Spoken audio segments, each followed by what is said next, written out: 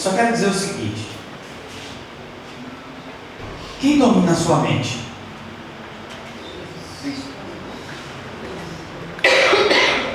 Não, vou fazer a pergunta de novo, aí depois eu vou dar a resposta. Quem domina a sua mente e seu coração? Jesus. Se você permitir.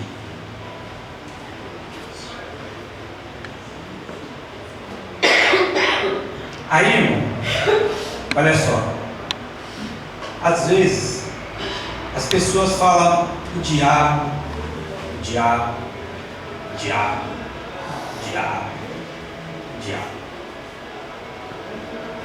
Só que o diabo, irmão, a Bíblia diz que o diabo ele é o quê? Tentador. O diabo ele não tem poder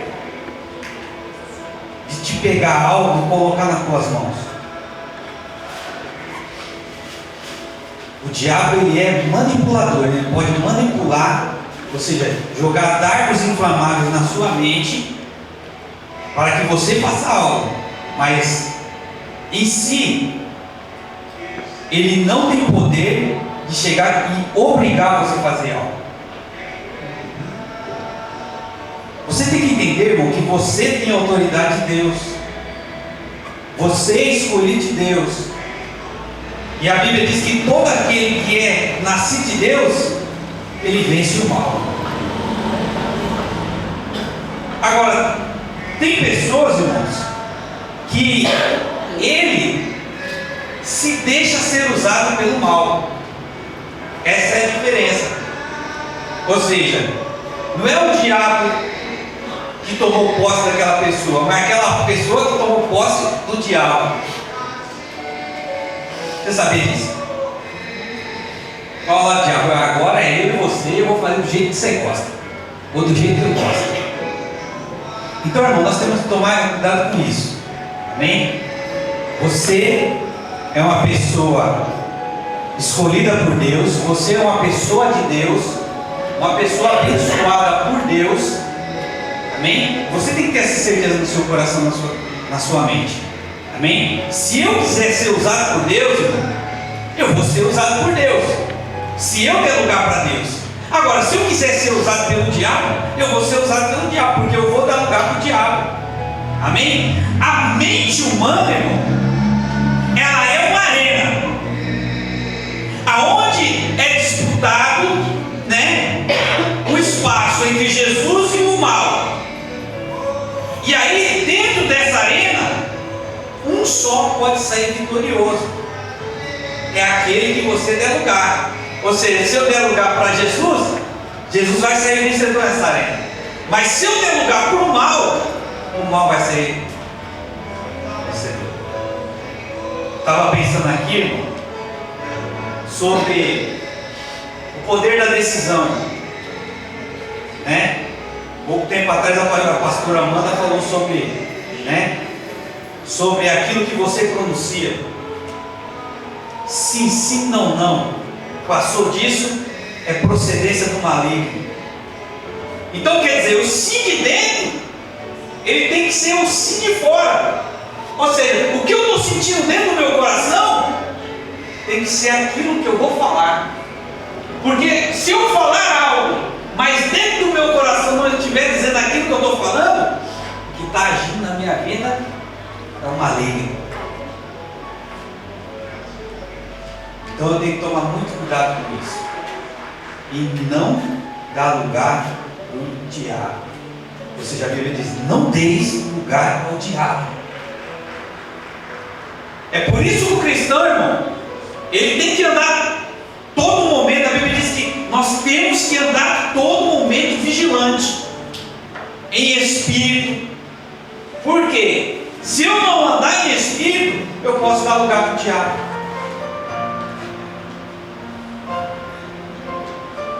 Amém?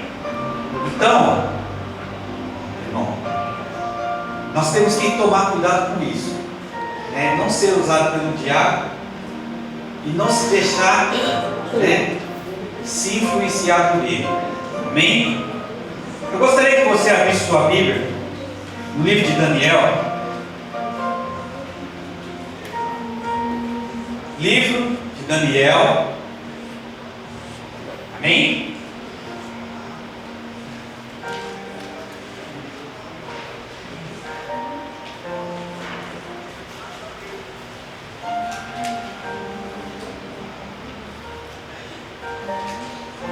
Capítulo 3.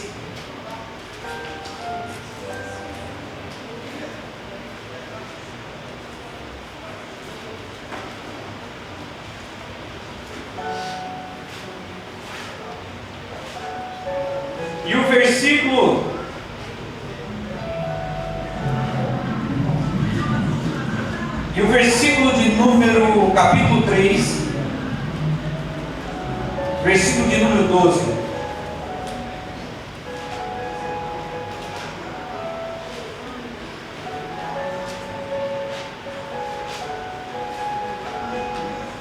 Perdão, irmão, versículo de número 18.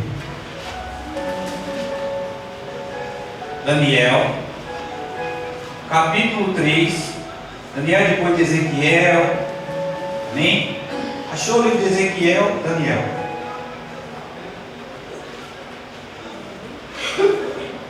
Diz assim: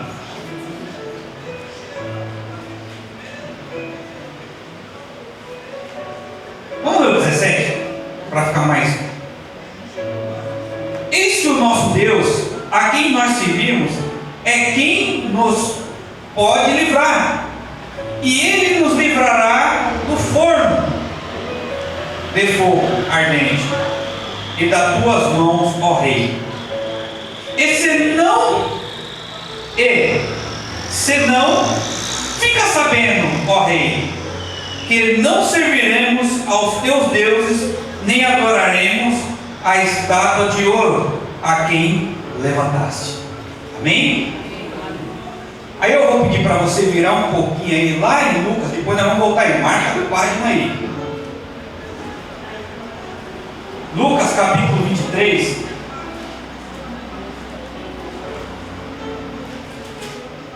Lucas capítulo 23, o verso 39.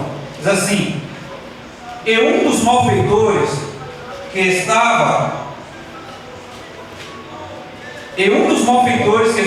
pendurado blasfemava dele, dizendo: se tu és Cristo, salva-te a ti mesmo e a nós. Amém? Glória a Deus. Glória a Deus. Então aqui, irmãos, eu peguei dois textos como base, né? O livro de Lucas, né? Uma passagem sobre, né? O livro de Daniel também. E eu estava pensando e falei, vou fazer uma junção dessas duas mensagens, vou ver o que vai dar, o que Deus vai falar. E aí, irmão, eu lendo, o Senhor me deu uma direção aqui, e eu gostaria que você atentasse para o que Deus Ele quer da nossa vida. Porque tanto se fala de Deus, né? Tanto se prega de Deus, mas será que realmente nós estamos cumprindo a vontade de Deus? Será que realmente nós estamos debaixo da vontade de Deus? Nós vemos aqui exemplos bem claros de Sadraque, Mesaque e Abednego, né? Não só deles, grandes heróis da fé aqui, de pessoas que, e mesmo em situações difíceis, não negaram sua fé. Há uma preocupação nos dias de hoje, irmãos, porque há um espírito que age no meio das igrejas, que faz com que as pessoas se apostatem da fé, ou seja, dando ouvidos a doutrinas de demônios, a espíritos enganadores. Está lá em Tiago, 2 Timóteo capítulo 4, 2 Timóteo capítulo 4, verso 1, que nos últimos dias alguns se apostatarão da fé, dando ouvidos a doutrinas de demônios e a espíritos enganadores.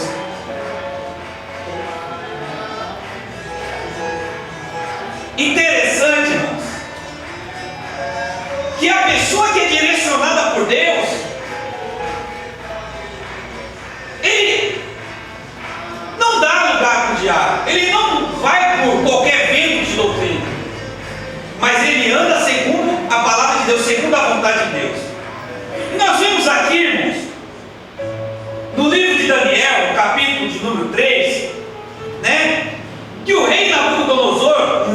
uma pessoa que não conhecia Deus, ele resolve fazer uma estátua de 70 côvados, ou seja, uma estátua muito grande de ouro maciço ali, e ali ele declara, né? Ele chama ali os presidentes, os governadores, né? Os prefeitos, satrapas, e ali convida eles para consagrarem aquela estátua. E aí algumas pessoas que estavam ali em sua volta deram uma ideia para ele: olha, o negócio é o seguinte, o que você vai fazer? Você vai fazer um decreto aí, que toda pessoa que chegar diante dessa estátua, quando ouvir o som da buzina do saltério, ele não se prostrar diante dessa estátua, essa pessoa tem que ser queimada, tem que ser lançada na fornalha de fogo. E diz o rei, ele fala: é boa essa ideia, vamos fazer assim. E aí ele chama os presidentes, chama os juízes, né, os oficiais, os governadores, né, da província ali, né, e vieram ali para consagrar essa estátua, consagraram ela. E aí, irmãos, o que ele faz? Ele manda que tocasse ali a buzina, o saltério, o pífaro, e aí todas as pessoas que estavam ali se prostraram mediante aquela estátua. Nota, irmão, que o inimigo, primeira coisa que ele faz na sua vida, para que você se submeta à vontade dele, ele faz o quê? Pressão psicológica.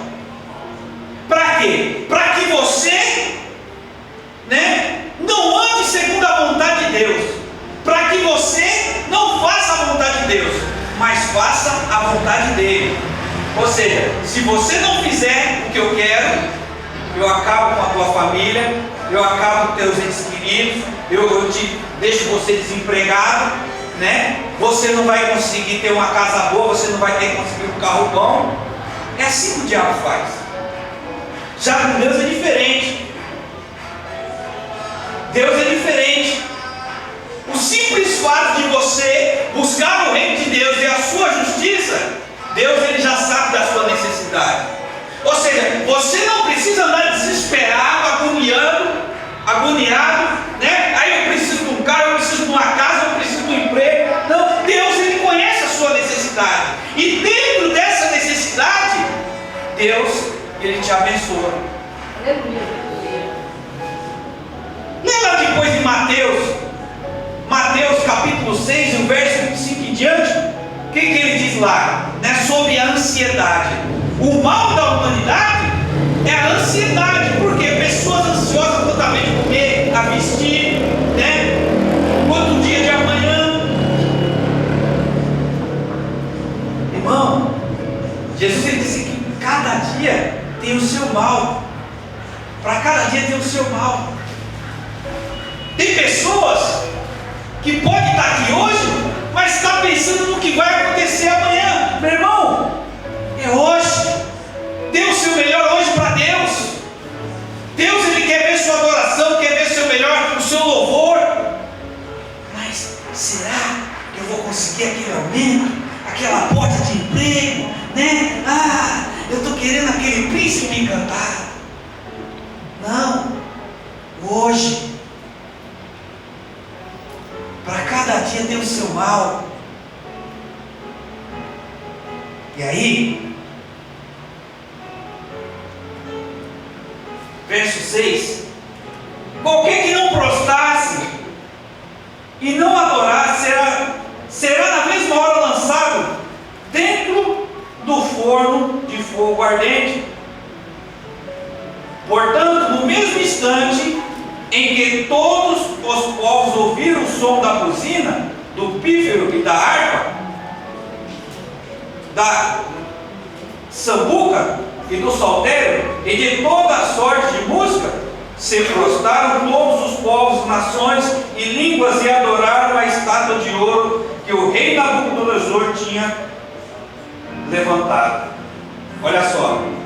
Então, ele usa de pressão psicológica, né? O povo com medo ali do que poderia acontecer com eles. E aí o que eles fazem? Se prostram. E aí, irmão, olha só. Uma coisa eu aprendi desde quando eu estava no mundo, e uma coisa que eu não admito dentro da igreja, é crente puxa-saco. Você sabia disso? Puxa-saco, capim gordo, dá em tudo quanto é lugar. Eu, quando eu vejo a pessoa muito pro meu lado assim, eu já...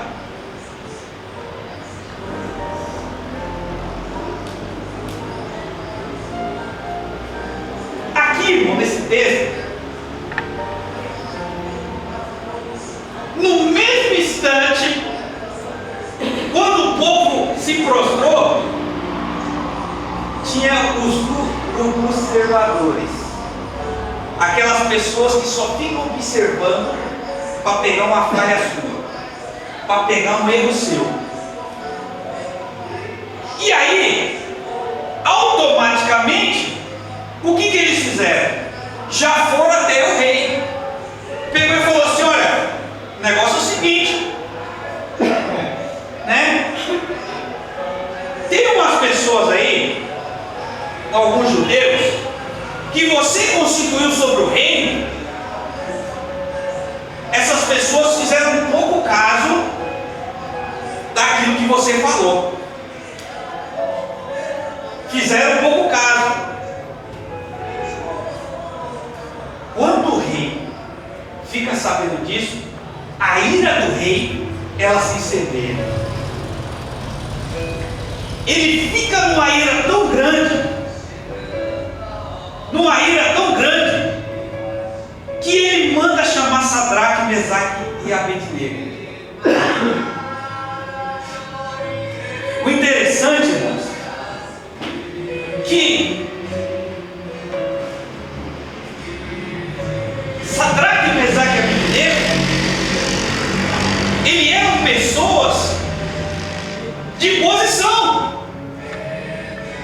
E uma coisa eu quero dizer para você aqui, você que está na obra, você que faz a obra, prego, isso é um ditado chinês, que prego quanto mais destaca, é o prego que é martelado.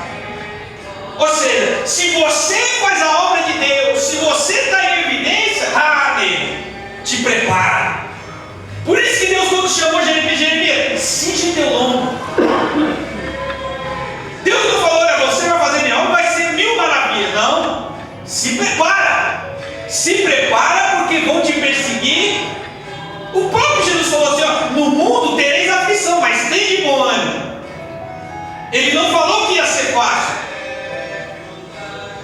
Só que o que acontece nos dias de hoje é o evangelho light, o evangelho da porta larga, o evangelho lá, pode vir, vem aí que está tudo bem, né?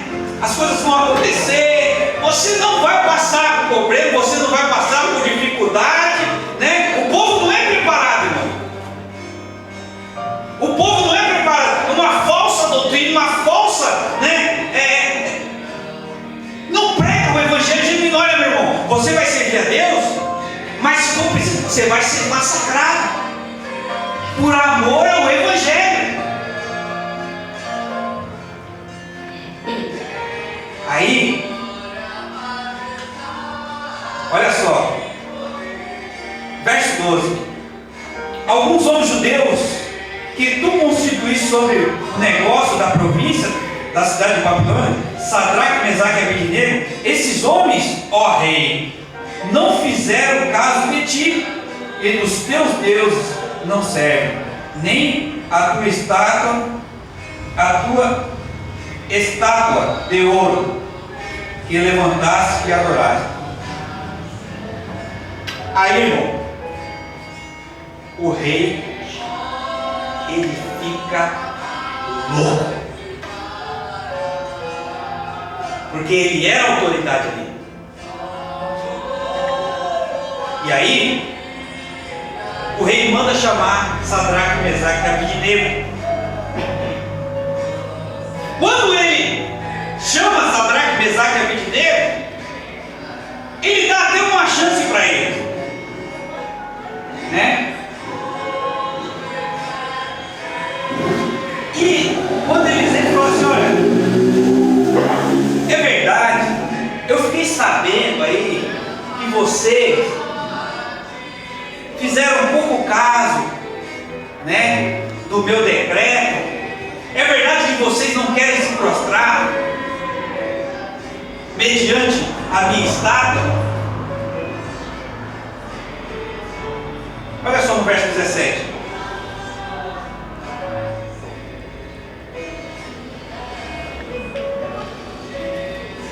Verso 16. Responderam Sadraque, Mesaque e Abednego e disseram ao rei Nabucodonosor: não necessitamos de responder sobre esse negócio. Eis que o nosso Deus, a quem nos servimos, é quem pode nos livrar, e Ele nos livrará do forno de fogo e ardente das tuas mãos, ó rei.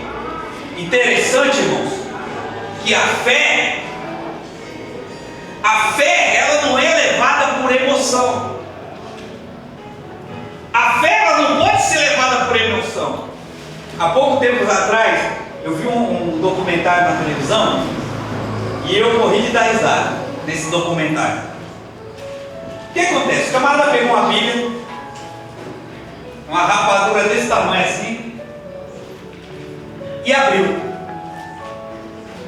Entrou lá no zoológico, lá nos Estados Unidos, dentro da cova dos leões. Abriu a Bíblia, sentou numa pedra e foi pregar para os leões. Olha. Sabe o que aconteceu, cara? O bicho, mas deu uma patada no escutador de novela dele. O leão deu-lhe uma patada que, se os tratadores não entram na hora, o leão tinha matado ele. Você sabe por que Deus permitiu tudo isso que aconteceu aqui nos textos bíblicos? Para que você cresça. Eu não preciso ver, irmão, para mim crer. Eu tenho só que crer. Olha o que esses homens aqui, a certeza que ele tinha da fé deles, né? Olha, Sadraque, Mesaque, olha aí. Eu não preciso nem te falar nada sobre esse negócio. Eu não vou nem debater com você, não vou nem discutir com você. Mas uma coisa eu tenho certeza: que o nosso Deus, a qual nós servimos, olha só, a certeza que ele servia um Deus legítimo, genuíno, um Deus todo-poderoso, que tinha poder no céu e na terra. O Deus que nós servimos, ele é poderoso para nos tirar da fornalha e nos livrar das tuas mãos. Louvado seja o nome do Cordeiro. Essa certeza que a igreja de Cristo ela tem que ter, meu irmão. Mas você está falando porque você não está passando o que eu estou passando. Meu irmão, tenha fé, pelo amor de Deus. Visualize. A fé é a certeza. Há pouco tempo atrás eu fui orar por um rapaz, e na hora que eu orei e eu deleguei a bênção, ele falou: pastor, ó bispo, eu preciso de uma porta de emprego. Eu falei: você crê? Você tem que perguntar: você crê? Não creio. Então vamos orar. Terminei a oração, e Deus abre a porta para ele. Na hora que eu terminei de falar com ele, aí acabei de falar com ele, eu falei: sabe o que acontece, bispo? Eu já tentei em qualquer lugar, a porta do lado. Não sei não. A oração que eu fiz caiu por terra. Não acreditou de nada. Ele pede oração, ele mesmo daqui a pouco ele desacredita da oração. Então a fé, irmão, é a certeza. Sadraque, Mesaque e Abednego, ele tinha a certeza que Deus poderia livrar ele daquela situação. Note, irmão, que no texto a qual nós lemos ainda há pouco sobre Jesus, você vai ver lá que Jesus, quando ele estava ali no Getsemane, ali na montanha da caveira, Jesus ele foi E aí, olha que interessante, quando Jesus ele foi crucificado, Jesus ele foi colocado no meio ali, e do lado um malfeitor, e do outro lado outro malfeitor. E ali o que acontecia? As pessoas, né, zombavam de Jesus, né? Ali dizia: olha, você não é filho de Deus, né? Você não é filho de Deus? Salva-te a ti, desce aí da cruz aí. E Jesus calado ali, né? Aí no verso 34, Jesus ele faz uma oração assim, ó: Pai, perdoa-lhe, que não sabem o que fazem. E repartindo as suas vestes, lançaram a sorte. Interessante, irmão, que Jesus, ele sabia o porquê que ele estava ali na cruz. Mas você vê que Jesus, mesmo sofrendo, mesmo Jesus ali agonizante ali, pela situação que ele estava passando, Jesus ele ainda tinha um coração perdoador, um exemplo de vida para nós, né? E se nós somos cristãos, a palavra cristão quer dizer o quê? Pequeno Cristo. Ou seja, se nós somos um pequeno Cristo, nós temos que ter um coração perdoador também. Você vê que Jesus ele tinha todos os motivos para falar: Pai, olha, eu não quero morrer por esse povo, olha só, estão zombando de mim aqui, porque eu estou pregando o teu evangelho, vim para a cruz do Calvário para morrer por eles, olha a situação dele, eu não quero morrer.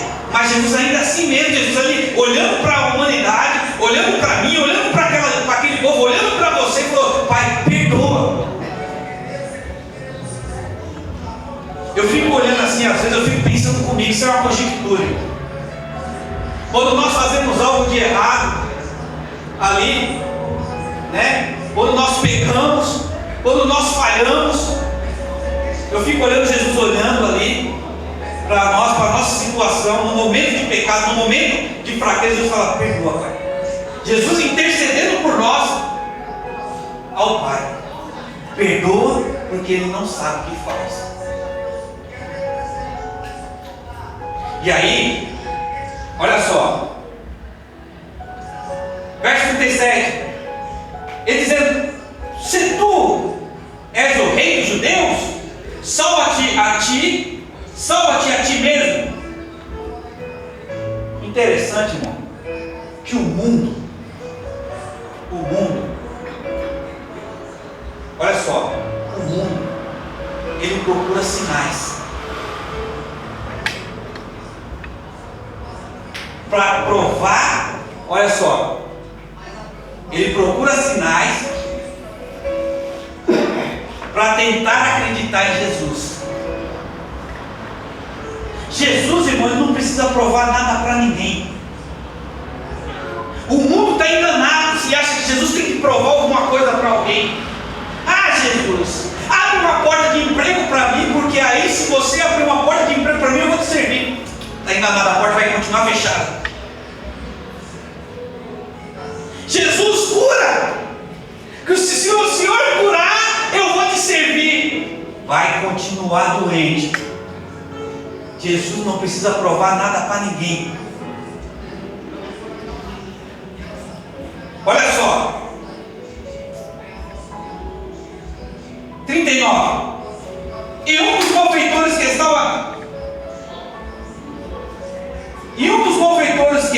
que estavam pendurados blasfemava dele, dizendo: se tu és o Cristo, salva-te a ti e a nós mesmos.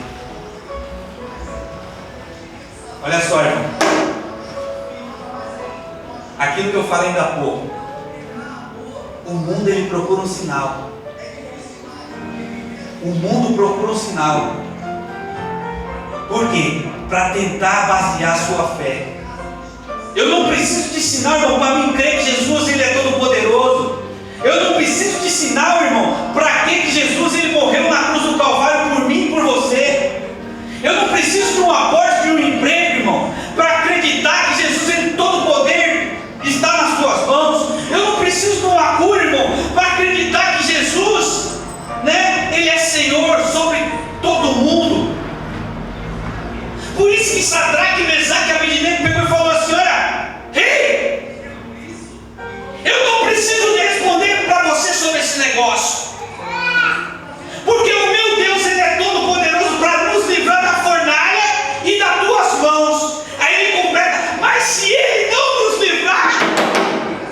ainda assim, nós não vamos se prostrar a seus deuses.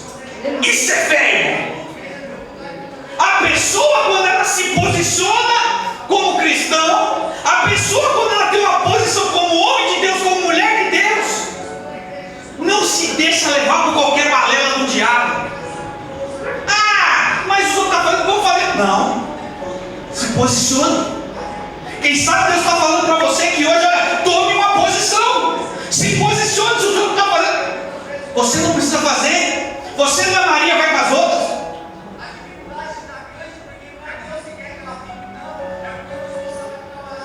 Mesmo se Ele não nos livrar, nós não vamos se prostrar. Pode me tacar no fogo, pode tirar tudo que eu tenho, pode fechar a porta de emprego, mas eu não vou negar minha fé. Glória a Deus. Eu fico olhando para esses 3 homens, um exemplo de fé para nós nos dias de hoje, que por qualquer coisinha nós abandonamos a fé. Por qualquer coisinha queremos sair do barco. Por qualquer coisinha nos chateamos. Ah, mas o pastor não falou comigo hoje, não vou mais naquela igreja. A irmã Chiquinha passou por mim, não cumprimentou com o pai de cima. Não vou mais para aquela igreja. Se posicione. Deus está falando com você hoje. Tome uma posição.